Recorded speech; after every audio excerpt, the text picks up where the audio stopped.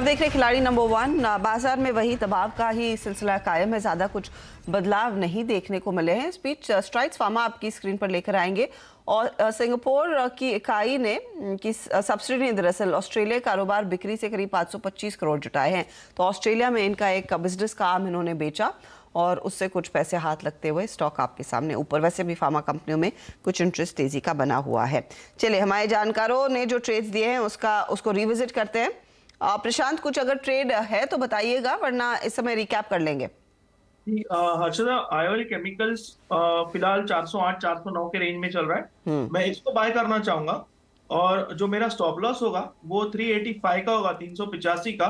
और पोजिशनली इसमें मुझे लग रहा है ये 480 485 तक जा सकता है, तो मेरा सेकंड ट्रेड बाय साइड पे होगा। ओके, तो आईओएल केमिकल्स, और इसकी हम कल चर्चा कर रहे थे, ये कुछ एपीआईज बनाती है जिसमें आइबुप्रोफेन है, जिसमें पैरासिटामोल है। और अगर कोविड के केसेस लार्जली बढ़ते हुए दिखाई दे रहे हैं तो उन पर्टिकुलर एलिमेंट्स की डिमांड आगे और बढ़ती हुई दिखाई दे सकती है। वैसे भी एपीआई प्राइसेस चाइना में 15 से 25% का इजाफा दिखा रहे, तो उसका भी कुछ रब ऑफ इफेक्ट कल भागा था। आज फिर तेजी में 480 का टारगेट यहाँ पर आप लेकर चलेंगे। ये फिलहाल आपके लिए ट्रेड है। स्टॉप लॉस एक बार दोहराएंगे प्लीज प्रशांत। जी हर्षदा, मैं इसको स्टॉप लॉस रखूंगा 385 का, 385 का।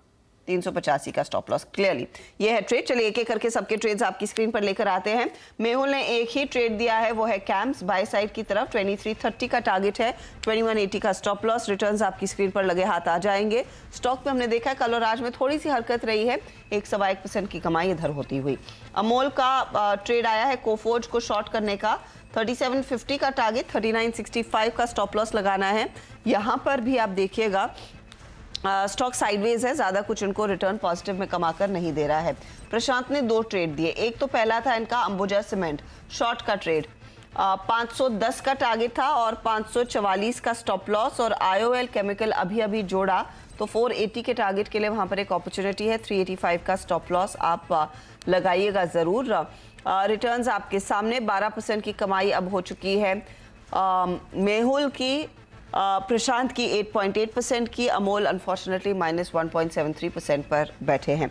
तो देखते हैं यहाँ पर रिकवरी आती है या नहीं, और आगे एक एक ट्रेड मेहुल और अमोल देंगे जरूर। तो ये अंबुजा और आईओएल जो प्रशांत ने जोड़ा है, इनके रिटर्न्स दिखा दीजिएगा आप सीधे।